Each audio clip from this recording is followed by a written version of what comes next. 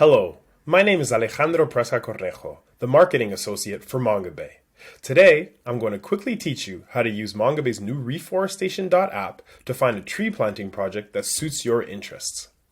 Reforestation initiatives are more popular than ever, with thousands of projects sprouting up across the globe led by private companies, nonprofits, governments, and communities. With so many options, it can be difficult to know which is the right project to support. So how can you decide? What kinds of questions should you ask tree planting projects and ensure they deliver the results they promise? That's where Reforestation.app comes in. Reforestation.app is a platform for reforestation experts, practitioners, and supporters to connect with projects through improved transparency and access to information. And in today's video, you'll learn step by step how to use this user-friendly tool to choose a tree planting initiative that works for you. Before we get into the tutorial, did you know that Mongabay has recently launched a brand new newsletter all about the latest reforestation news around the world? To join the community, click the link in the description. Also, make sure to like this video and subscribe to Mongabay's YouTube channel if you haven't already, so more nonprofit environmental news can reach people like you. Now, let's get into the tutorial. When you first get to Reforestation.app, click the Explore the Catalog button. Since we want to use the updated technology, we're going to click on step-by-step guidance to easily use a system to help us filter a project that suits our needs.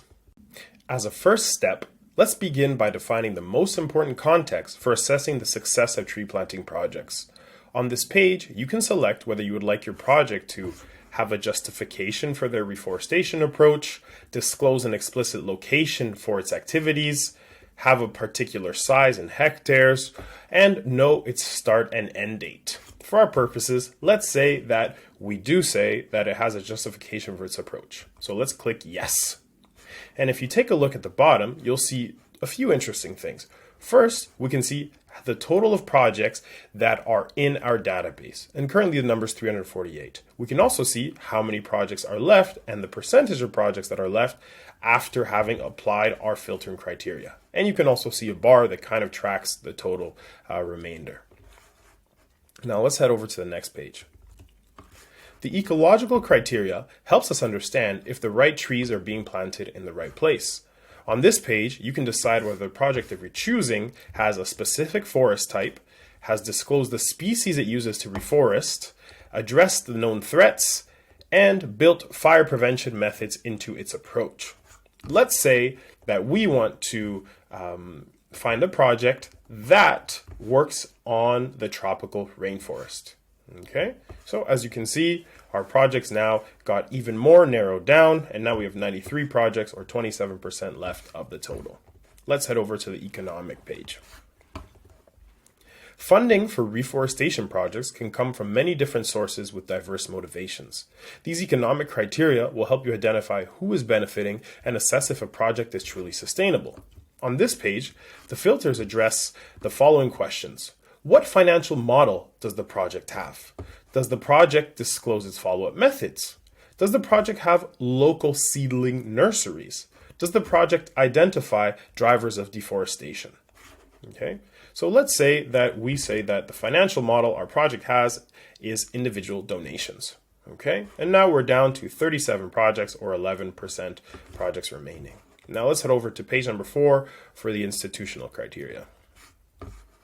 This set of criteria has to do with the management and ownership of projects. These questions may seem basic, but it can be difficult to tell who is actually doing the work on the ground versus funding the project. Here, the filters address the following questions. What type of organization is managing the project? Does the project have partners? What stakeholders are involved? And is there scientific research associated with the project? Okay, so let's say that the type of organization that's managing the project is an NGO for our purposes. Okay, so now we're down to 30 projects or 9% of the total remainder. Okay, now let's head on to the social page. When society, especially local communities, benefits from reforestation projects, forests are more likely to be protected over the long term. So on this page, we can address the following questions. Does the project have community involvement? Does the project have a gender component? And is there news coverage of the project? Let's say that our project does have community involvement. Okay, so as you can see, our number hasn't changed, which means that the remaining projects before already had community involvement. And now, once we click on project results, we'll be able to see all the projects that meet our filtering criteria so we can learn more about them.